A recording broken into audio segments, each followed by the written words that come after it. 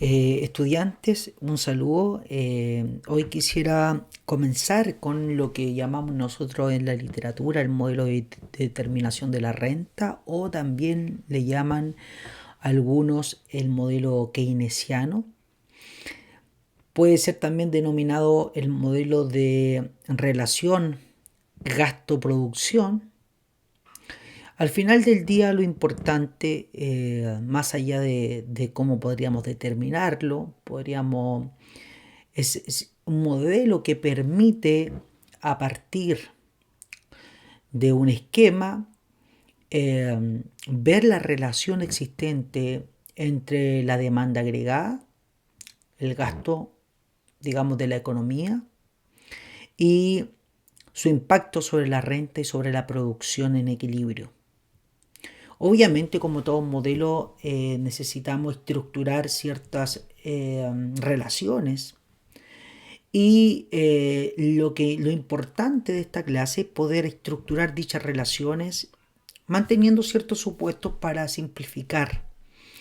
Por favor, les pido que pongan atención a estas clases porque va a ser, digamos, la estructura base que va a permitir el entendimiento del modelo que le llamamos nosotros el modelo ISLM, que vamos a estar trabajándolo las siguientes clases posteriores. Entonces, por favor, les pido que pongan atención a estas clases y además háganme todas las preguntas necesarias sobre esta parte de la asignatura. Comencemos. Primero que todo, quisiera hacer un recordatorio sobre lo que hemos visto. Hasta el momento hemos visto algo muy simple, que es cómo poder determinar la demanda agregada. Y cuando hablo de demanda agregada estoy hablando de la presión en cuanto a los bienes y servicios a través del Producto Interno Bruto, que es el PIB. Cuando nosotros consideramos la contabilidad nacional, el consumo, la inversión, el gasto, las exportaciones netas, lo que estamos determinando son los componentes del gasto o los componentes de la demanda agregada de bienes y servicios. Demandamos bienes y servicios para consumirlos primero, las familias y las empresas privadas. Segundo, demandamos bienes y servicios para utilizarlo como inversión en la producción de otros bienes y servicios. Tercero, demandamos bienes y servicios para lo que es el funcionamiento del aparato público a través de lo que llamamos nosotros el gasto público. Y cuarto, determinamos o necesitamos, demandamos bienes y servicios a través de lo que llamamos nosotros las exportaciones, porque otros países necesitan bienes y servicios y de alguna manera limpiamos cualquier internación de bienes y servicios a través de la importación de bienes y servicios, porque puede ser que en el consumo haya dos componentes, un componente interno de demanda de bienes y servicios y un componente externo. Entonces, al restar las importaciones, lo que hacemos es limpiar de todas las partidas contables, consumo, inversión, gasto, limpiar lo que viene desde el punto de vista de la importación. Fíjense, esa ecuación base, que vuelvo a repetir, consumo más inversión más gastos más exportaciones netas, es la demanda de bienes y servicios dentro de una economía. Ahora, ¿qué importancia tiene esa demanda? La importancia que tiene, que nos permite, como dice acá en el punto 3, las necesidades financieras de cada sector. Nos permite reconocer esas necesidades, nos permite saber si el sector privado, cuando hablo privado, familias y empresas, necesitan inversión para poder producir bienes y servicios, y obviamente el sector público y el sector externo permiten o son fuentes de financiamiento para el sector privado. Entonces, este modelo nos va a permitir un poco y de seguir avanzando en esta temática de lo que es el entendimiento de lo que es la determinación de la renta, la determinación del gasto y obviamente su relación con la producción de equilibrio.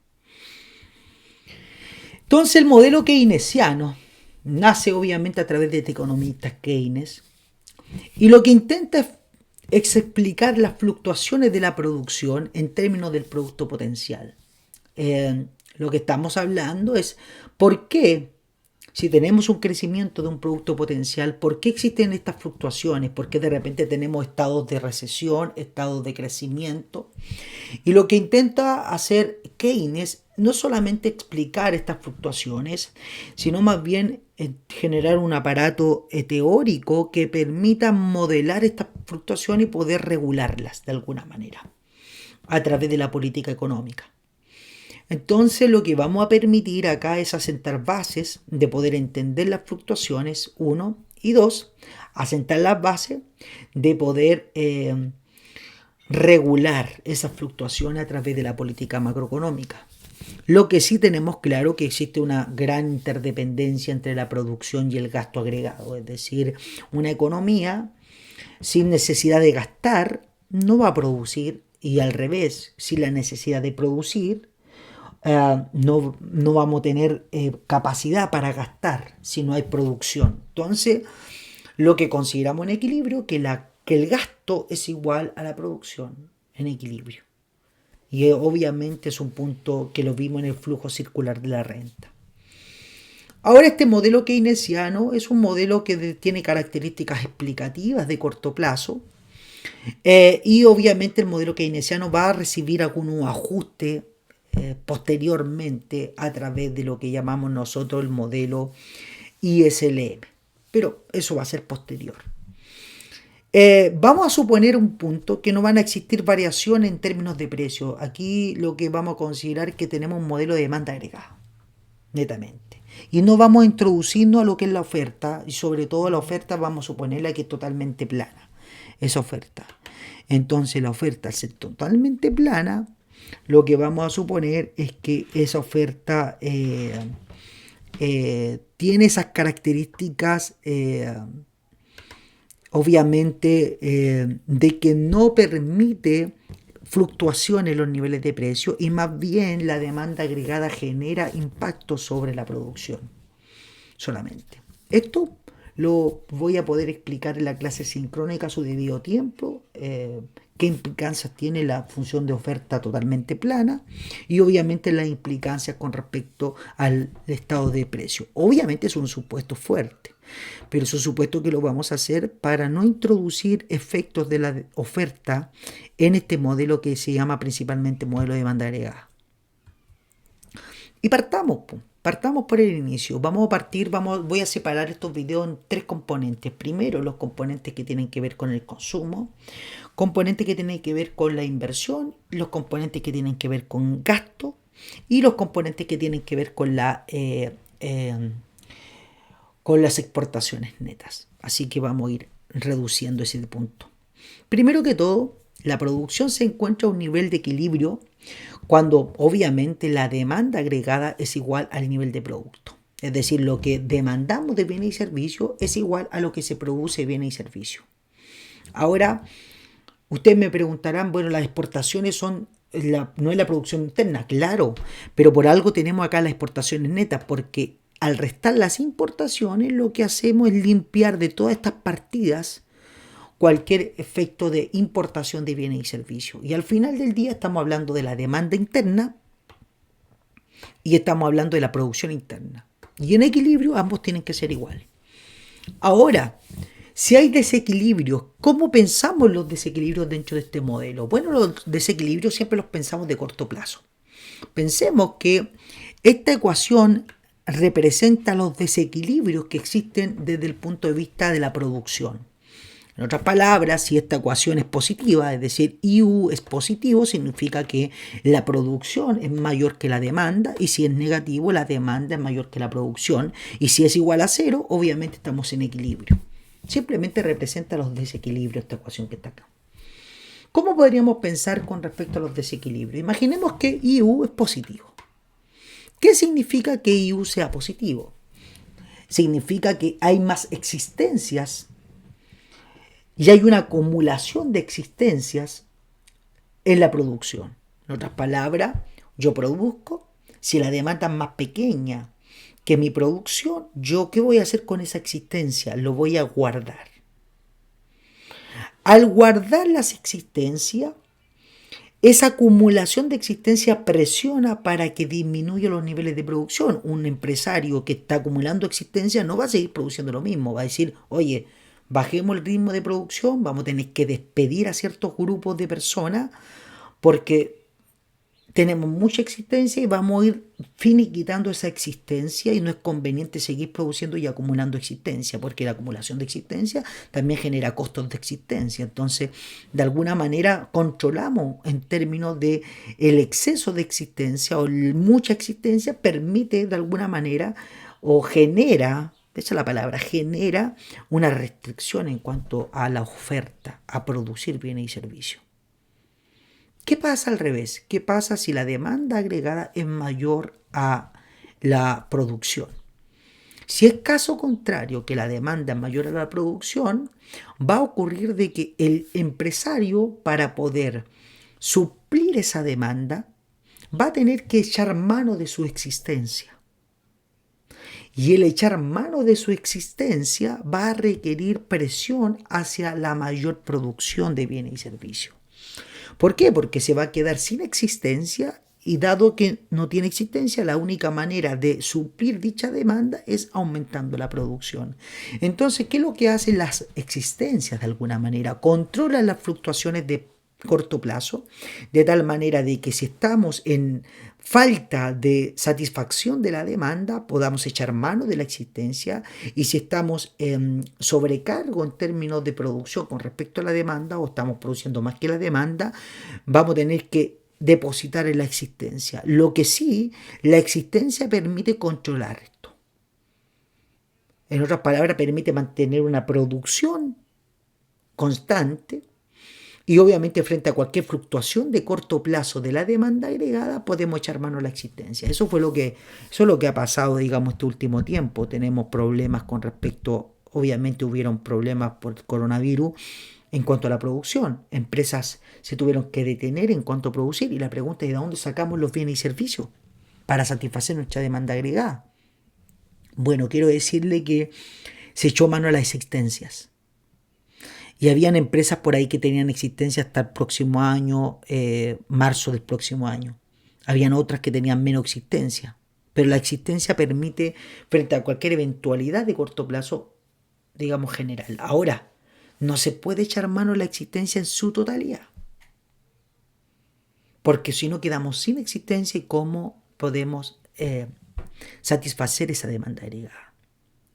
Entonces, la existencia permite controlar los excesos de demanda agregada, pero al final del día, toda existencia presiona hacia la producción porque nos vamos quedando sin existencia. Entonces tenemos que buscar maneras de producir y eso es lo que ha hecho la política chilena. La política chilena, esto de la cuarentena de carácter no totalitaria, sino más bien una cuarentena un poco más inteligente, diría yo, focalizada, manteniendo los niveles de producción y manteniendo los estándares de producción, permite de que obviamente la economía mantenga un ritmo de producción, echando mano de existencia, pero no generando un cambio o un abrupto efecto sobre la demanda agregada. La demanda agregada sigue satisfaciéndose y obviamente eso genera que no haya también presión por los precios. Porque hay ofertas para satisfacer la demanda agregada. En cambio, en otros países, por ejemplo Argentina, tuvieron 3 meses, 3 meses casi, o 4 meses llevan de cuarentena casi totalitaria. Se han parado mucho y ahora están teniendo efectos porque no pueden satisfacer las demandas agregadas. Y al no poder satisfacer la demanda agregada genera impacto obviamente en su capacidad y obviamente impacto con respecto a los niveles de precios. La pobreza en Argentina ha subido bastante. Chile igual ha tenido impactos, pero esos impactos han sido menores en comparación con otros países. Eso lo podemos decir. Y ahora, por ejemplo, unas recomendaciones de la ONU, o mejor de la OMS, una recomendación de que comiencen a liberar los países. Hay una noticia de la OMS que comiencen a liberar los países y comiencen a generar instancias de producción. ¿Y por qué ocurre esto? Porque se está viendo que esto ha sido muy extenso, se va a extender mucho más y la pobreza y los efectos de la pobreza en términos de enfermedades, en términos de problemas a nivel país, va a generar mayores repercusiones que si no hiciéramos, que si guardáramos las instancias sanitarias y obviamente hiciéramos cuarentena de manera inteligente. Entonces, ¿a qué va? A que no hemos dado cuenta que necesitamos echar a andar la máquina de la producción en las economías y mantener un ritmo estable de producción y crecimiento desde el punto de vista económico. Y obviamente la Organización Mundial de la Salud así lo ha visto y por eso recomienda que ya las economías comiencen a trabajar y comiencen a buscar instancias para comenzar a producir. ¿Sí?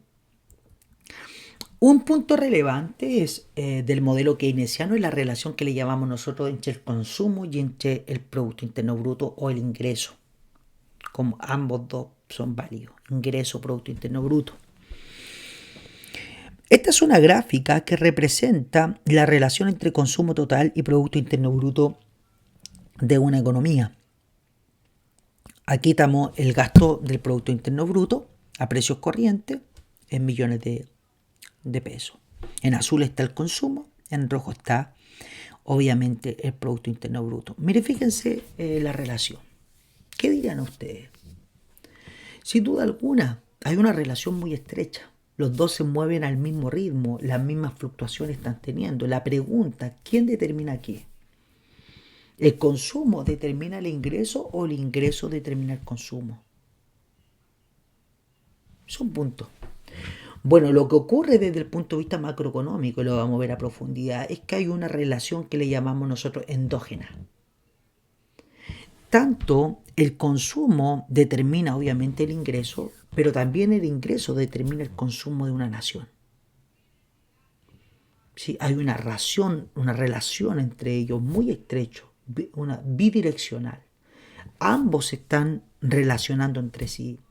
El consumo afecta el ingreso y el ingreso a la vez afecta el consumo en una economía. Entonces esta relación la captura Keynes a través de lo que llama él la función de consumo. Y vamos a verlo más adelante. Segundo punto, ¿en qué se relaciona el ingreso con el Producto Interno Bruto? Fíjense, muy estrecha la relación. Podríamos decir que los crecimientos en el Producto Interno Bruto es lo mismo que el crecimiento en el ingreso nacional bruto. Entonces, por eso consideramos que el ingreso es igual a la producción. Hay diferencias muy pequeñas y esas diferencias en términos de ingreso tienen que ver con aspectos que tienen que ver con carga financiera. Muchos ingresos que se van fuera del país. Pero esas diferencias son pequeñas en comparación con la relación que existe entre ambos. Entonces, comúnmente en economía, dado el ritmo que se mueven de la misma dirección, consideramos que el ingreso es igual al Producto Interno Bruto en este modelo keynesiano de determinación de la renta. Otro punto, agreguemos más puntos. Ahora estamos agregando el ahorro, el consumo total, el ingreso y el producto. Fíjense, el ahorro se relaciona, yo diría, inversamente con el consumo, pero de manera estable. Hay una pequeña pendiente positiva, podríamos llamarle. Pero en cambio el consumo tiene una pendiente más grande en términos de pendiente positiva. Y fíjense, aquí cuando va subiendo el consumo, el ahorro va bajando. Cuando el consumo disminuye, el ahorro va subiendo. Y así sucesivamente. Fíjense que es como una relación casi inversa. Mientras uno sube, el otro baja. ¿Sí? Eso genera obviamente una idea de que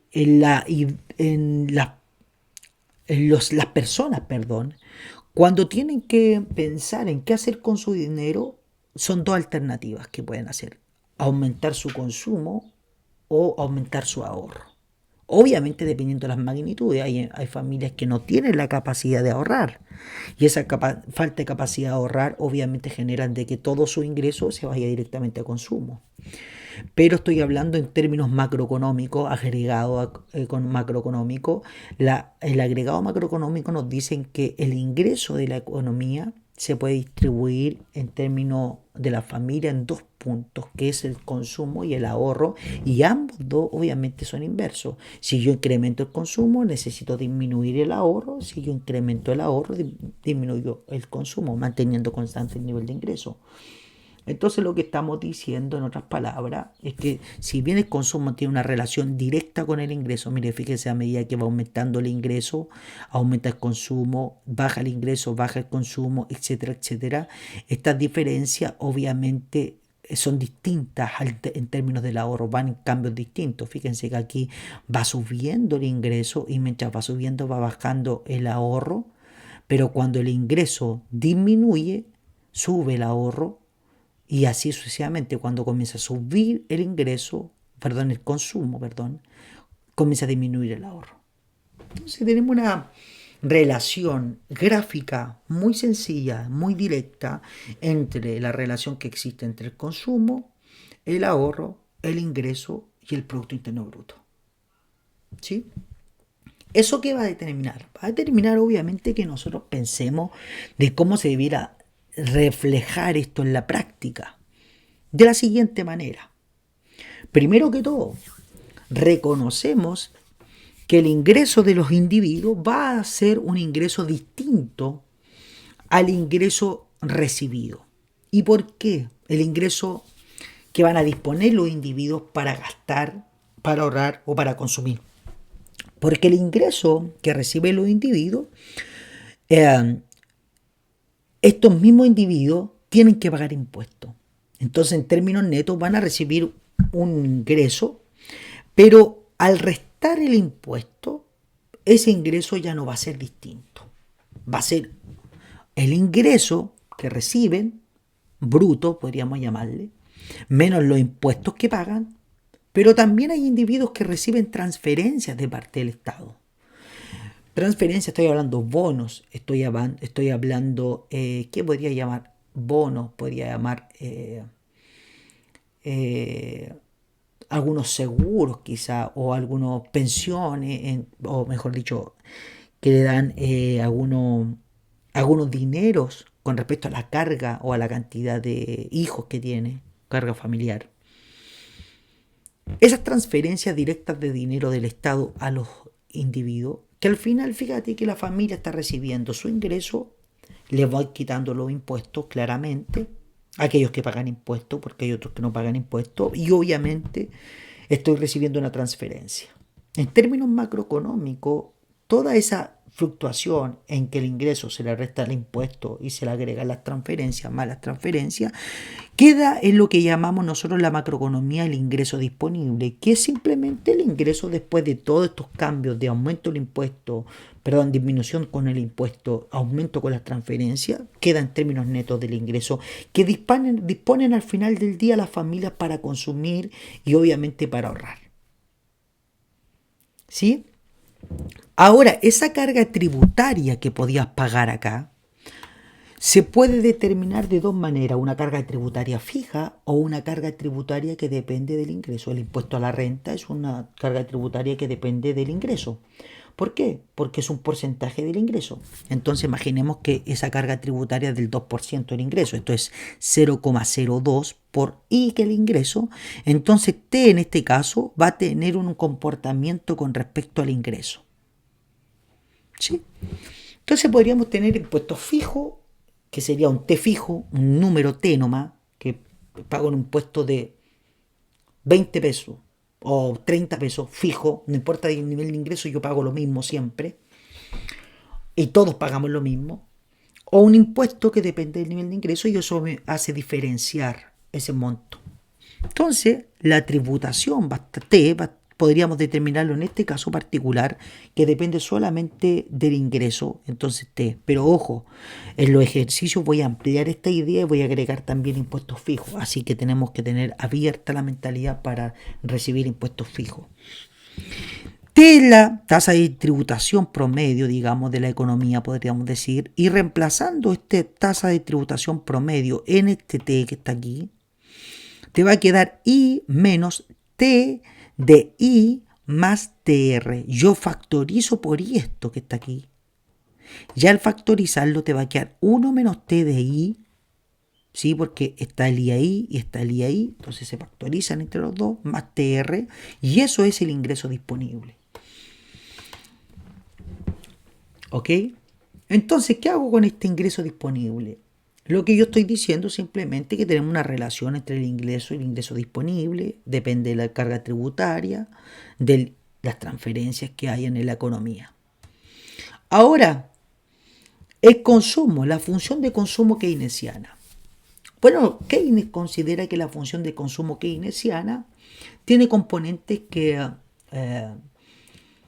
de la siguiente manera.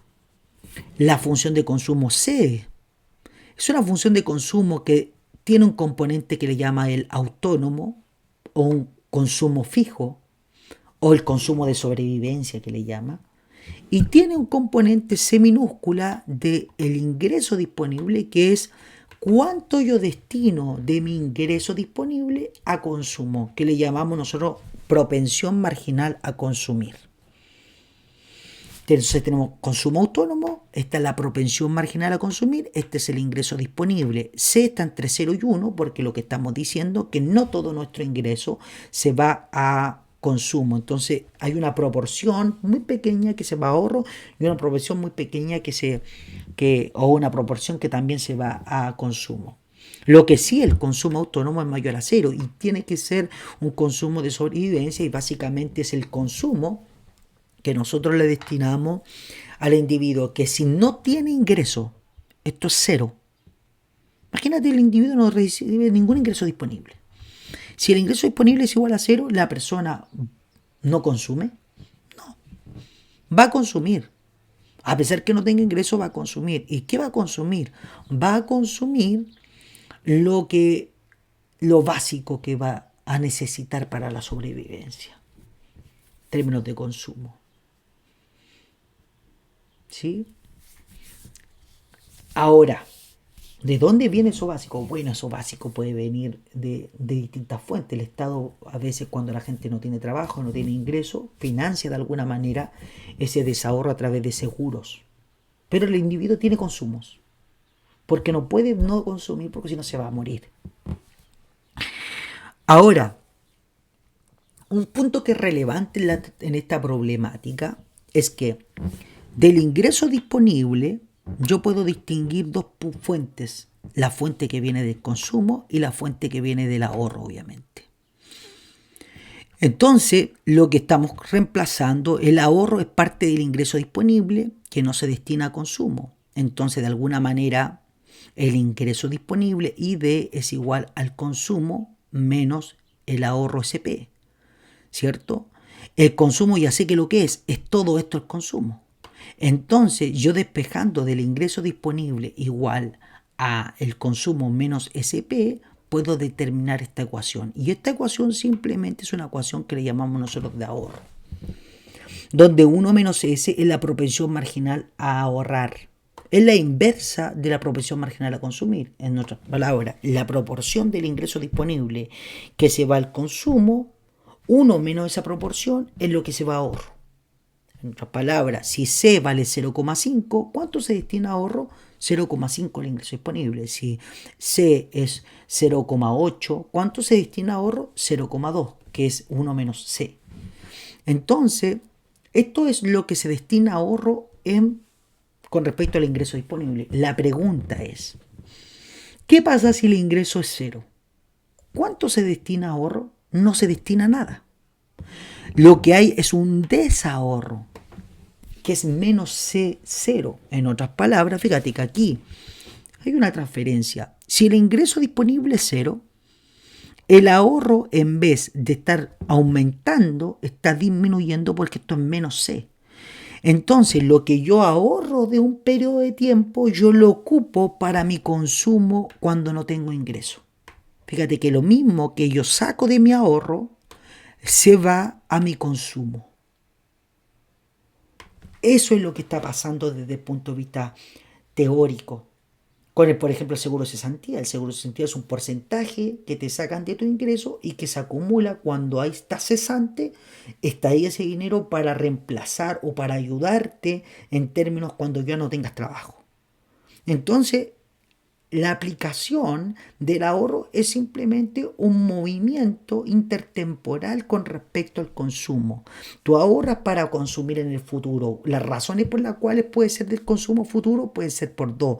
Uno, porque tu ingreso se fue a cero y necesitas sacar del ahorro para consumir en el futuro.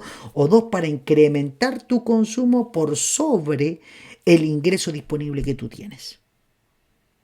Es decir, consumir más de los ingresos que tú tienes. Si tú tienes ahorrado, vas a poder consumir algo más grande, más caro, a través del ahorro en otros periodos de tiempo. ¿Sí? Por lo tanto, siguiendo con Keynes, el consumo depende directamente de ese ingreso disponible y un incremento en el ingreso incrementará naturalmente el consumo y a la vez un incremento del ingreso incrementará también el ahorro. ¿Sí? Ya para ir terminando con esto, todo lo que acabamos de decir en términos de consumo lo podemos reemplazar en la función de demanda agregada para saber más o menos cómo es el, el ahorro, digamos, desde el punto de vista o la función de consumo. Y por temas de tiempo voy a dejar esto hasta por aquí. En un próximo video voy a introducir la función de consumo keynesiana en la función de demanda agregada para poder determinar lo que llamamos nosotros el equilibrio macroeconómico considerando la función de consumo keynesiana.